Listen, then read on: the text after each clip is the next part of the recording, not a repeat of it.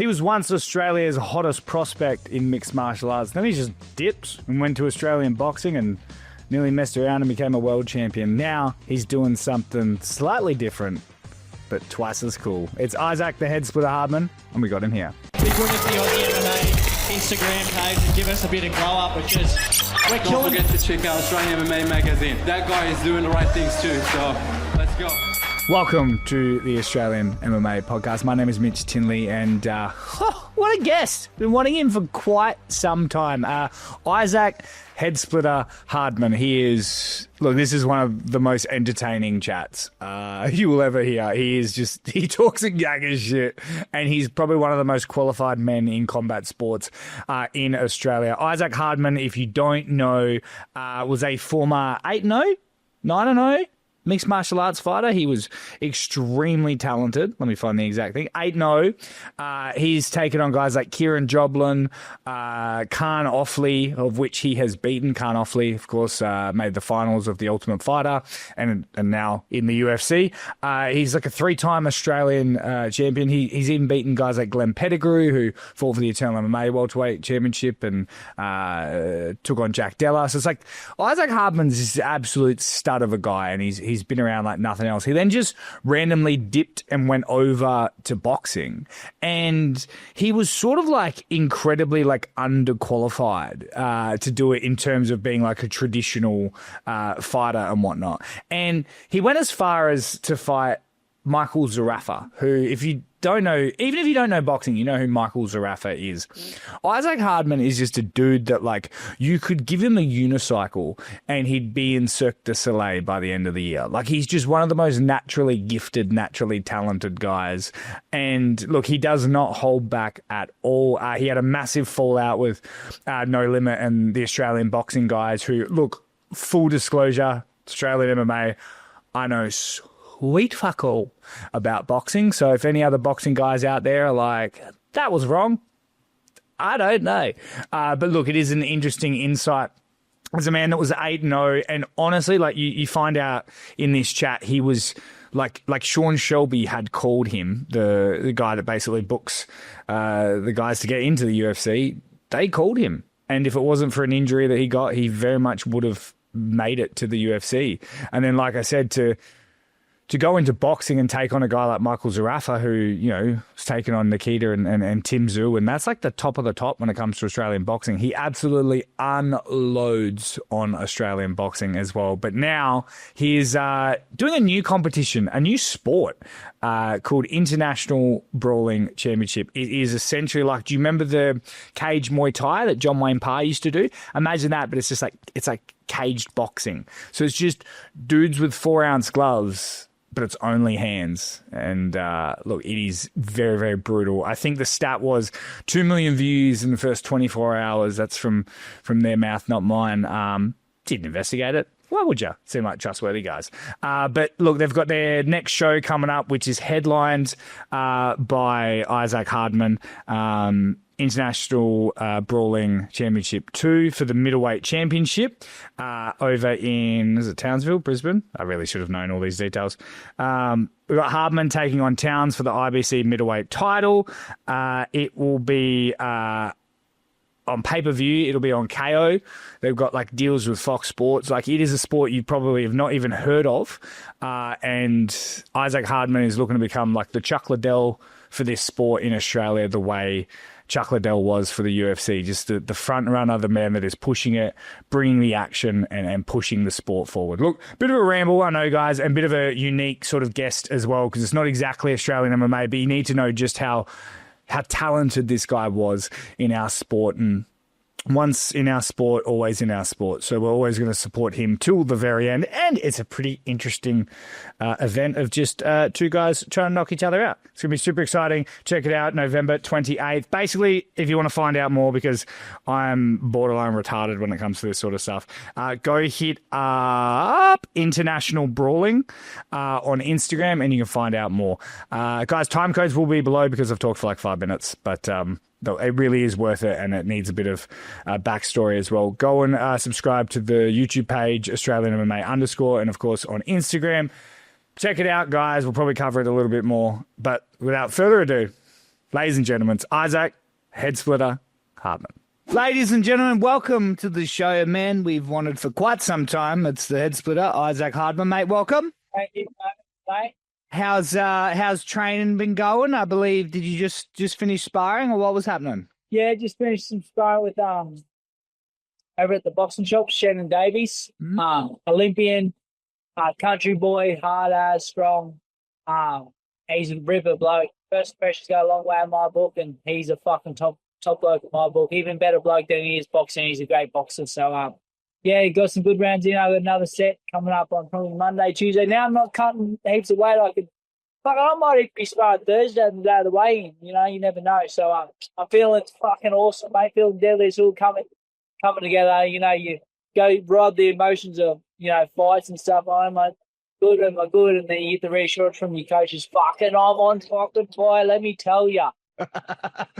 Now, mate, for those who don't know, you were an absolute star in the MMA world. Walked away to do a bit of boxing. It looked like that boxing didn't exactly end amicably, but now you're kind of mixing the two with international brawling, which is just basically boxing in MMA gloves. How did all this come about? Yeah, like my whole thing was I discovered Chuck Liddell back in like 2008, 2009 with the Mohawk. When you had to go down to Civic 2000 and get the DVDs for rent, and I loved fucking every single one of them. And I just loved the UFC. And then that was like 2009, 10, 11. By the time 2012 come around, I went down to my first MMA gym and I was due to play in the grand final. I said, boys, I'm not fucking playing. I'm doing this fighting thing. And they're like, come on, play. I said, nah. And I just jumped in there, mate. Loved it. You know, wasn't even a fan of boxing. And through my MMA career, turned right. 3 amateurs, 4 amateur MMA fights. Was on the Crew TV show with Richie Fasulik, and these guys had to fight James Malaki for the final, and that was an exhibition bout, and he choked me unconscious, and then I couldn't get an amateur fight after that because he was, at the time, 6-0 as a pro. He's #1 featherweight in the country, and I just jumped in the pros and had a 2-year career, I guess, 2015 to 2017. I blasted through the scene, chinning everyone. 9-0, 3 Australian titles, fought over in Finland, AFC in China, Melbourne Pavilion. What was the other promotion? XFC champion, fought on Hex, fought Brace back in the day on Fox Fight Pass. And yeah, it was the goal. And then I blew my knee out playing touch footy 3 weeks before I was going to defend my XFC title against BJ Bland, who used to train with kickboxing. And then, fucking whole world come crumbling down because 6 months after that, Sean Shelby messaged Adrian Pang and said, can Issac make weight? I think they were going. It's the same weekend Paul Gallen fought John Hoffaway. So do the research. You got to find out where they were. And, my whole thing was like, I didn't want to just get into the UFC and be a card filler.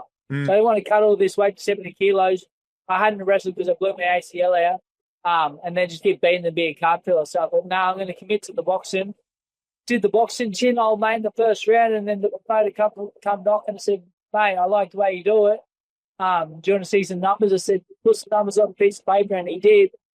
And at the time, my best payday in MMA was over in China. I got $3,000 for a 5-minute round fight, all the weapons, and then boxing coming. They were going to pay me $5,000 for an easier sport. I thought, fuck, sign me up. My name's Billy, not silly. You can do an easier sport and get paid better. So I went and just done that. I signed up on Foxtel pay-per-view for my 5th fight. Blasted through the scene, chatting a whole heap of shit, and become quite a prominent figure. And now, that salty, salty end. I lost my last fight, unfortunately, to a good operator, Chino Salaja from wherever he got Australia, said fucking weapon. And then, just needed a break after 10 years. I've been in the gym since 2014. Used to sleep in my car at the back of Nitro and just consumed by it daily, 6 days a week. And I just needed a break, freshen up, had a year away, and I didn't think I was ever going to compete again. And Dan back invited me to the first show. He wanted me to headline the first one, and I just wasn't in the position to do it. You know, I was on the work site, and it was just 10-hour days. I thought, fuck this, I'm not fucking going to the gym 3:30, then 7:30 at night. And then he invited me to the first show. Went to it, and I just thought, fuck me. If there's a fight show that's made for me, it's this. So it's tailor-made for me. MMA gloves, boxing now, got some good boxing skills. Spinning back fists are allowed. It's just it's like almost fucking the stipulated God or whatever it is out there made this sport for me, and I'm all for it. Now I'm reinvigorated. I've got some fire burning again. But yeah, mate, it's fucking exciting. I can't wait to be. And I would like when I stepped away from the space, I wasn't sad about it. I didn't give a fuck about it. Some things that happened, and now I'm back in the space and I'm fizzing on it. How I mean, it sounds like the money was a big issue why he went to boxing from MMA. How big did the boxing paydays get? Fucking must, like, compared to MMA, like I said, my best payday in MMA when I fought Bishop over in China, my third last MMA fight, my first Australian title. It was 3,500 was my best payday. In cash, so I didn't have to pay tax on the cunt, so it was all good. But my first boxing fight was $5,000, and the paydays got up. And boxing, I don't know if they can leverage more sponsorships. I feel like, but I wasn't as savvy in my days without sponsorship. But when I say this pays a little better, but they're not fucking life changing pays by any means. My best payday was against Zerafa on a website stream. And they paid really well, and then. You put sponsors on that, I was almost able to double what I got for post. I was able to match it with sponsorship. So I was making good money working at Nitro doing PT 5 hours a week, was my workload. And then I just get to train, rest, and that during the middle of the day. It was fucking awesome. The lifestyle was bad. And then I unfortunately lost and I wanted to rest, and I can't fucking survive on 20 sessions a week PT. It pays me $400. So I had to get a real job. So I stepped away from the sport, and now, it's the payday was a lot better for sure. They climbed up there. That's what I was able to build this beautiful house, pay a fair chunk of it off, and live the dream and travel the world with my best mate. So it did nice things for me. Is the international brawling, is that just the excitement that brings you back, or is it the payday? It's the excitement, and it will be the payday eventually. I believe in this thing, so like. I don't like telling John Dory's, like, every boxer or fighter likes to think that Conor McGregor and getting paid millions driving Mercedes, but it's fucking no one is. We're all driving Toyota Hiluxes or beat up Mazda 3s or Toyota Corollas. It ain't like that because the money ain't in the sport in this country. Unless you're the Israels or the Alex Volkanovskis and stuff like that. But they're like the outliers. So, the money didn't bring me back. It is the excitement and I've been through some shit in the last year. I'm not one to fucking all sob story, but I've seen some things, did some things, felt some things, and I thought I've been in a big fight the last year, bigger fight than most that I've ever had. So our fight will be nothing, and it just drew me back. And this sport brought me back. Dan brought me back. He's a good operator. He's a genuine promoter, and timing's everything in this life. So timing's right, and I'm ready to go. And I don't know much about the international brawling and the guys. So who runs it? Daniel Mack is his name. He's from Melbourne originally. Now he lives with the Goldie, Hinterland Goldie. He's just a fight fan. Loves the competition. He signed up to do like a fight night in the amateurs or corporates. It fell through, and he sort of loved the excitement of I don't know. He was going to run a show or something with his mate Fidel, and then that. He sort of just found his niche. He's like, I like doing this, operating in this combat scene and selling tickets. And then he thought he's got sort of a bit of a vendetta against boxing, I think, with all the commissions and sanctioning bodies and these fucking Devin Haney's boxing for 10 rounds is boring as bad shit. I'd rather watch paint dry. And then with the UFC, the way it's going, if you want to be the best in the world, which everyone that trains wants to be, hold that title, you got to be the best wrestler in the world. To be the best wrestler, you got to spend 60 hours a week wrestling. Otherwise, you're just going to get taken out. You seen what happened last weekend. So the sport's turned into a wrestle fest, and it's boring as fuck. But I can appreciate it because I'm from that. But the general fans, it's not very appealing to them. So he come up with this concept. And he's fucking hit the nail on the head, hasn't he? I don't know. He got Foxtel pay-per-view off his first show. 2 million views in his first 24 hours. So I think he's fucking... I believe his mantra is $1 billion or bust. And I'm with him. So I'll fight for fucking free for over 5 fights and get 10% equity in that company because I believe in it and I think it's going to take over. That's sick. Do you miss MMA at all? Yeah, well... The thing was, like, with leaving boxing and freshen up, Damien, I become good friends with Damien, trainer partners through my days at Integrated. He Damien Brown, yeah? Damien Brown. Yeah. He actually he invited me to his Auckland fight in New Zealand as a cornerman, which was when I was on the cusp of breaking into the UFC, and he wanted me to bring me around and give me exposure, which is awesome. Damien's a great fella. And then I was going down to Eastern because it's close to my house and, resting away from boxing, but I had that desire to compete, do hard shit, and MMA's mad. So I went back down there, did some sparring, did some wrestling. I thought, fuck yeah, this is sick. And I was going to commit to a MMA fight. Brownie he's at my old headline on the beatdown. And then I started getting kicked in the calf because before 2017, no one was kicking in the calf. And then Max Kelly and Mario Loga and all those boys start kicking me in the calf. I'm like, what the fuck's this? And then they start wrestling me, and I'm way behind in the wrestling department, grappling. And I thought to myself, it's going to take a good fucking year on the mats to get back to a half okay point where I can utilize my hands like I did in my career, and have a good base where if I do get taken out, I could maybe get up. So, and I thought, fucking the neck is sore and your fucking elbows sore, my toes are busted. I thought, fuck that, I'm out. And I was like, I threw my hands in the air. I said, I'm not doing it, fuck it. And then IBC come around. So I still love MMA. I still appreciate it, but training load's hard. A lot of injuries in the training load. And mate, I'm from Australia. Those fucking cunts in Kazakhstan wrestle bears. I ain't wrestling no bears, so I will not compete with the best in the world. I could compete on the feet and maybe a puncher's chance, but you seen what happened. Jack on the weekend, awesome boxer.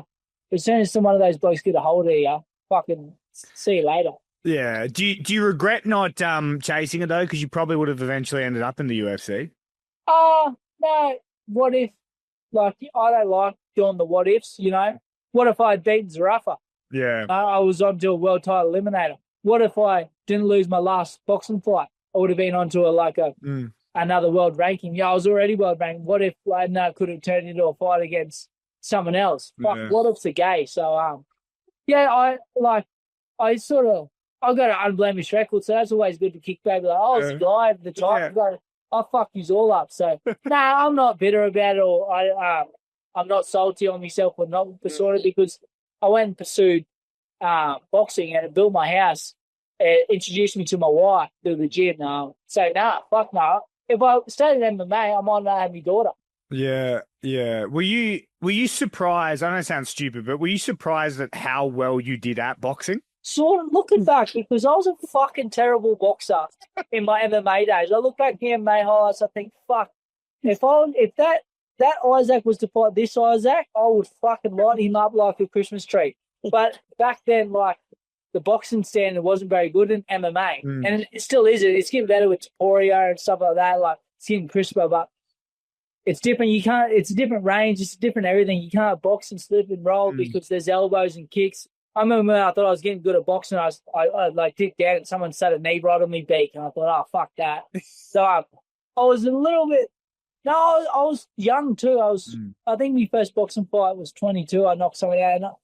No cunt could tell me anything. I could fucking beat King Kong. I run through a brick wall. No one could. I had that, delusional confidence. Yeah. I had no right being in a boxing ring with the first three boxers I fought. They were all light heavyweights, and they all had amateur careers. And my amateur career was a tough night competition in one night. I fought 3 blokes, 85 kilos in one night, knocked them all out, and won $4,000. So I was like, fucking sweet. So I had no right to be in a boxing ring against the people in my first 4 fights. But when you can punch like a fucking horse kicks, anything goes.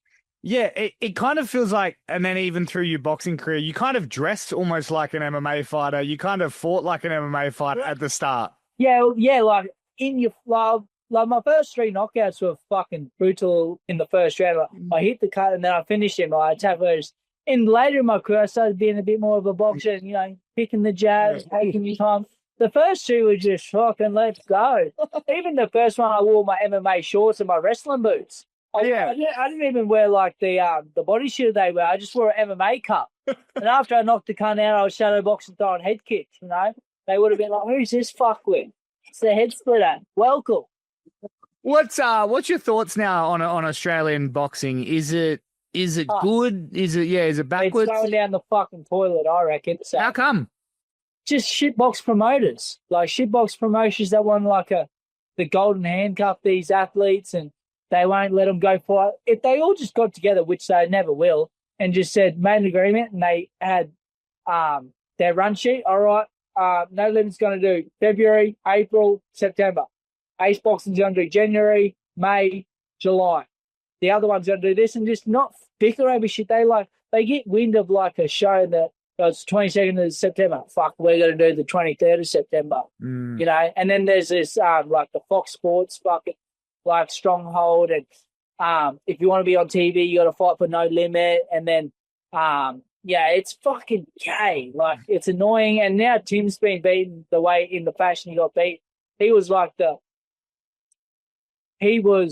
spearheading after Jeff Horn. He beat Jeff Horn, passing another throne, spearheading Australian boxing back into the limelight. Whereas we should have Jai Alcatraz spearheading. That's nothing. He's the baddest man in the fucking game. And because he's not on Foxtel, he don't get the recognition. Yeah. Jai Alcatraz fucking beats them all. But don't come knows him because he's not on Foxtel. His last name's not a name that resonates with people. So, yeah, boxing isn't, I believe, I've heard whispers from promoters that it's not in the healthy spot, and even the pay's going backwards too. You know, so yeah, fuck boxing. Are you normally a guy that kind of burns the whole bridge down and the building down when you leave, or are you kind of sad that? I'm normally not. I did with No Limit. What happened? What happened? Well, he's just a shit person. He probably fucking tried to sue me for defamation. Who is it specifically? Matt Rose. He's a weasel. Matt Rose. George Rose is sweat. I had no, like, qualms with him. He's actually not a bad guy, but, like, George is the face of it because he's a big, cuddly teddy bear, played the footy, and he's got a bit of recognition. No one fucking knows Matt Rose because he's corrupt. He sits behind the backstage and pulls all the strings. I've been in a press conference and weigh-ins, and he'll start meeting for the fight, get around the back. This is your time. Get in their face, fucking have a push, have a shove, sell yourself, you know, which is all good. But he's a driver force with no limits, and he's just a shit person. So, and then, yeah, like, as a man, I lost my last fight. I was a little bit salty about that. I lost, but like, he's my promoter. He signed me to a deal, and then he's like, my dad's from Weeball, and he knows Jamie Lyons, the football player. And George Rose knows Jamie Lyons through the Seagulls. He's like, yeah, bro, we're family. You know, you're our people. This, that. Yeah, sweet. He sort of tucked me out. I thought, yeah, I'm going to get looked after by No Limit. I lost. The cunt couldn't even look at me the next morning. Shake me in and say, mate, fucking tough luck. We'll get you back. Bounce back. Come on, we'll rebuild you. He couldn't even say boo to me. He just didn't even actually acknowledge me. And I thought, fuck, yeah, that's shit, you know. And again, you know, people only like you when you win. I've discovered that. That's just the world at the end of the day. And then, he wasn't going to release me, but he wasn't giving me fights, and but just release me. And then he ended up did so. Thank you to them for that because he could have held on to me, but they did release me. So, and then I had the rest from boxing, and then I got a little bit like salty because there was a few calls and stuff between like fighting Andre and stuff, and it was just, and they was going to give me a fight, and then he pulled the rug out from underneath, and I thought, oh, you're a fucking waste of time. And then I made me a retirement post halfway through the year. I said, Dean Lonergan, thank you for giving me a great start on pay-per-view. Weapon, Matt Rose, fuck with. And then just moved on. And then he rang me, and I didn't have his number. I deleted it. I didn't want anything to do with him. And he went, hey, bro. I said, yeah, who's this? He's Matt Rose. I said, yeah, what do you want? He goes, oh, what's the go with your post? I said, what do you need to know about it? He said, oh, why'd you call me that? I said, well, because you're a fuckwit. And then he started screaming at me. He said, Tim and Nikita will bash you. And I said, yeah, they probably would in a boxing fight, but I'll win in a real fight, MMA, kick in the fucking leg and break your arm. But, and then he just started screaming at me, like, in a real bad, like, no man, I would not let no man speak to me like that in real life. I'll put one on their chin. And I just said to him, mate, just if I ever get the pleasure of seeing you again in real life, just remember this and speak to me like that in real life. And fucking 2 weeks later, I ran into it at a boxing show. Oh, mate, no, you remember last time you spoke? Yeah, and he was fucking ducking and diving. Get him out of here. I said, you're a coward, mate. You can't be a tough man over the phone. And then, in fact, fucking say it with your chest and back yourself. And he didn't. He's just a shit person. So, whatever. I burned the country to go. But again, So when you say burnt to the ground, Michael Zerafa, like the chin meat, burnt to the ground when he pulled out Tim Zill and COVID. And now he's signed by him, fighting Nikita. So if it makes money, it makes sense. And those grubs love the money. So if they want to bring me back in on a fight, they'll pay and they'll want it. And I'll just be like... Is that like, are you done with boxing then completely? No, not at all. Not at all. I'm still sparring 3-minute rounds with like Olympians and the Hayden Emersons and fucking all the guys. So a good opportunity comes up. If money makes the world go round at the end of the day, money makes sense to me. So if there's a payday, for sure. For sure. I'll come back and have a crack for sure. And in terms of the international brawling sort of the style, is it going to be hard to get matchups because no one's necessarily growing up just learning boxing and MMA gloves? Like, do you have to convince people to come over or? No, I think like, I'm not sure it'll attract many boxers like what's the word I'm looking for? Like purists in the boxing scene, the little gloves and shit. Because the first show, fuck mate, there wasn't a straight punch thrown the whole night. Yeah.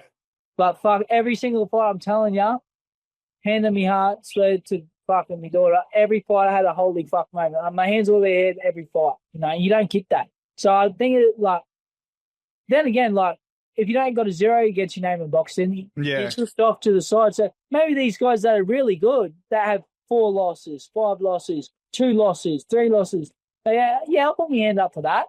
Because the bare knuckles getting pretty entertaining. You know, there's some boxers going over there. Jason Waitley just fought. He's a world-class boxer.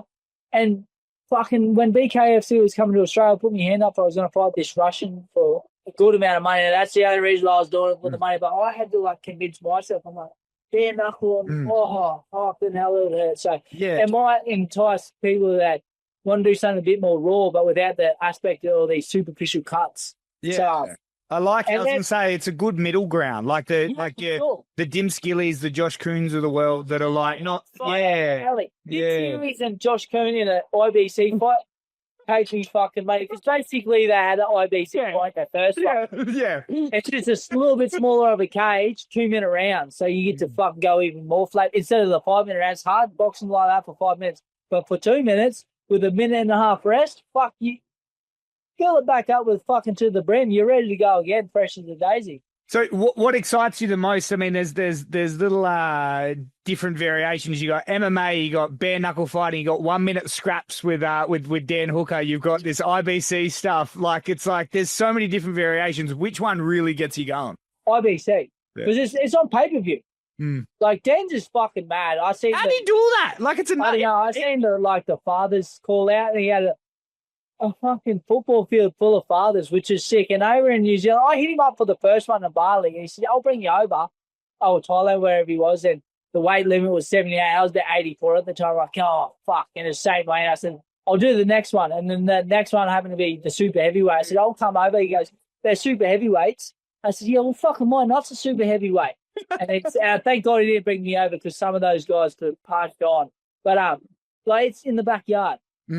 I don't know if he's making money off it. I don't know, but he's giving heaps of money away, so he's probably making money. But that's a mad thing for but I just can see the potential in IBC to become like a legit sport, and I'm all for it. He wants me to be the Chuck Liddell of the IBC. Chuck Liddell spearheaded the UFC with Dana White back in the day, Mohawk knocking every cunt out, the Iceman, and now the Hardman for the IBC.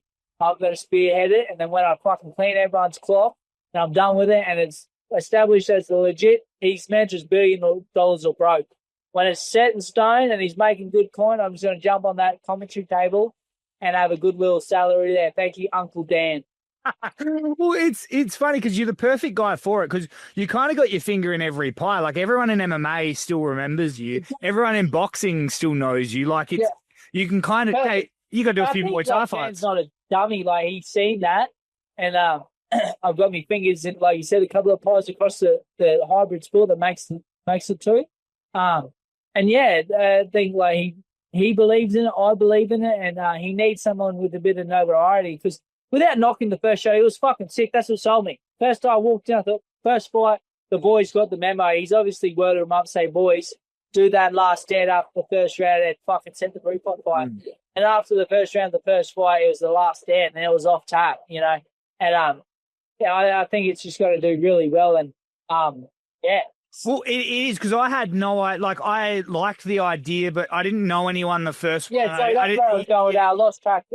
So I sat there, and I've been in combat sports for 10 years across MMA. I've had Muay Thai fights as well, been at Muay Thai gyms and boxing. I didn't recognise not one fight, and that's not knocking anyone. Most time I go to a fight show, I go, oh, there's fucking such. But there's such from the boxing shop. Or there's Conor Wallace. It's a connection, boxing, yeah. I didn't recognise anyone. I recognised cornerman, Brent Mumford was there with CBT or whatever it is. But not one fighter I knew. So he's now got myself spearheading it with a bit of notoriety. That's how he got a pay-per-view, I thought. Yeah. The reporter said we only got a pay-per-view off the back of my name, Sean Lawson. So I'm going to need a little bit of fucking little commission on that. There's in there, prize Uncle Dan. So, yeah, it's exciting, mate. I think it's going to really go up. And he got 2 million views in the first 24 hours. So, yeah, it's fucking mental. And like even in Australian MMA, like I like supporting all these things, but if there's no angle, I can't jump on it. And there's you, I think Odin Muscat was there as well. Like, so it's like there's... Yeah, see, I'm out of the MMA scene in Australia. Even in the UFC, I don't really know many people anymore, but so I don't know names. So there could have been some guys that were fighting that I just didn't recognise them. And also the last 6 years I've been in the boxing team. Yeah. So I didn't really, and that's not disrespecting anyone that first night. Every fucking single fight, like I said, win or lose, like it was a holy fuck moment every fight, which is awesome. So is it a weird? I've always wondered this. Is it a weird feeling knowing that against any boxer alive, you'd pretty much win the real fight? 100%, like that's what I said to Matty Rose. I said, yeah, Tim would probably belt me in a fucking boxing fight. But put some 4 ounces on him, anything goes. I'll pick him up, drop him on his fucking head, and crush his pull guard. off. Fucking pull guard. Yeah, pull guard. I don't even know how to do jiu-jitsu. But I'll hump you all day of the week. And that's like, the best thing was Darren Till at his press conference. Yeah. Not one of you men threatened me. Not your brother, not your dad, no one. Not the security guard. No one here threatens me. Yeah. And that's a cool fucking thing to have when you walk into a room.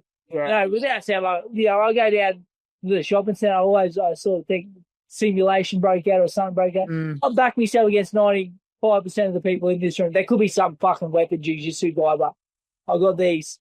Yeah. It's like the difference is too, like, I always say this as well because I've got a brown belt in jiu-jitsu and stuff as well. So it's like, even against someone who's like a murderer, you go, I could hold you off longer than that guy. So that guy dies. Sure. Even though I die, I last longer. Yeah, for sure. And like, mate, jiu-jitsu is a superpower. I'm making my daughter do it. Yeah, same. She has no fucking, she don't have a say in it. She's doing it. And my wife done it. She started going down to Brownies and we fucking, one afternoon I walked into the spare room and there's fucking mats in there. So what's going on here? Get on the ground. We're doing this. So she become a bit of a weapon. She's doing it. It's a superpower. So yeah. It's cool, man. It's cool. So, I mean, how old are you now? 33? 30. You're 30? Oh, fuck, 30. You're still young as shit. Yeah, so like, what's the plan?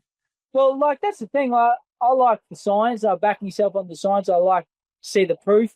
And they say, like, your physical prime in fight sports is from, like, 29 to 33. Yeah. You know? So, I ain't going to die wondering. That's the other thing, too. Like, the bullet that's going to kill me has already been fired. So, I'll give this run. I'm going to help the IBC go into that $1 billion company, give myself a good little salary off the back of it, be a commentator, be the Joe Rogan of the IBC. 4 years. I always had number was 35 in my head. Yeah. Then you see the best guys in the world. I look after myself. I don't drink piss. I've got an ice sponge there every morning. I've got the sauna there. I look after myself. I'm not drinking or I've never had actually once in Mexico, but that's the only time. But it was Mexico. Come on. Yeah, you got to. Fucking Mexico. Yeah. But outside of that, I don't abuse my body. I've got me wits about me. I look after myself.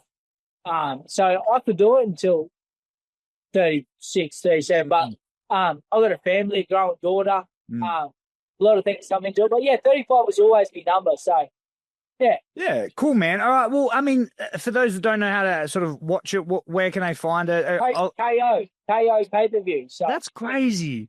Crazy. It's $29 too. It ain't like those thieves, no limit, $59 fucking dollars for who? For who? One good fight, the main event. I get Tim Zill against who? Paul Well, Gallen.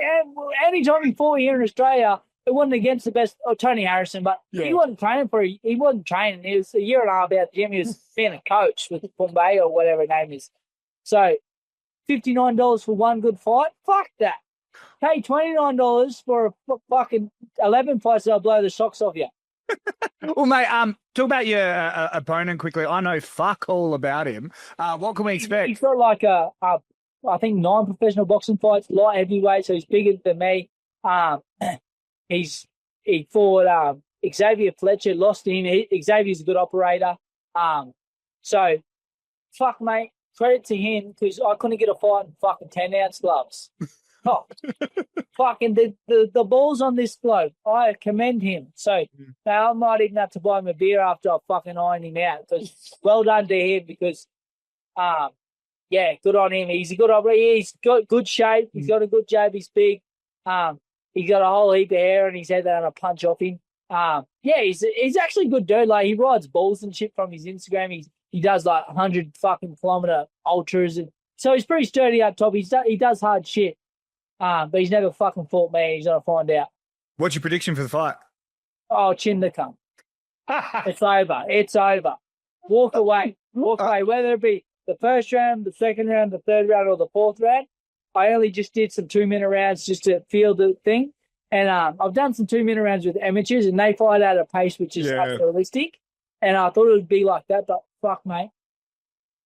I only got to get to this bloke once. 2 minutes is a long time. And I've sort of thought about it. It's going to be a sport where you're fighting in moments. It's not in the pocket boxing, dipping and diving and sliding on the ropes. Yeah. It's not like that. And you can spend 30 seconds here in the pocket moving. This is going to be fighting in moments. I don't know if everyone's seen it giving away me cards, but who gives a fuck? It's going to be like fighting in 4-second moments. Yeah. So here, out of range, boom, in range. Yeah, back out. Yeah. So there's a lot of 4-second moments in 2 minutes, and there's fucking 8 minutes. So if you do the fucking maths, there's a lot of 4-second moments in 8 minutes. So it whether it be the fucking first minute, the second minute, the 7th minute, it don't matter. I'm going to hit the cunt. I'm going to get to him, and he's going to go to sleep.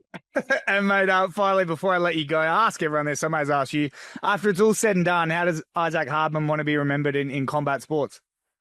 Oh, just to fucking did it. I did it. I always say what I'm going to do.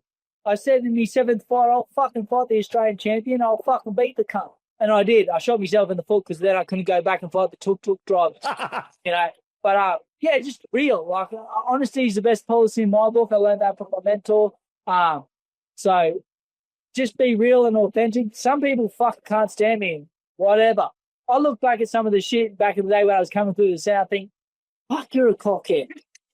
And that's me, so I'm not everyone's cup of tea, but I am my wife's cup of tea, I'm my daughter's cup of tea, and my family's cup of tea, and that's what matters to me. So if you ain't tucking me in at night, fucking see you later.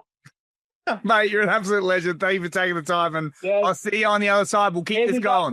Mate, I'm the jet flying. I've done private jet flying, fucking gin sipping, head splitting, and now I'm spinning back fisting. Headsplitter, Hardman. Let's fucking go. You're the best, mate. Catch you later.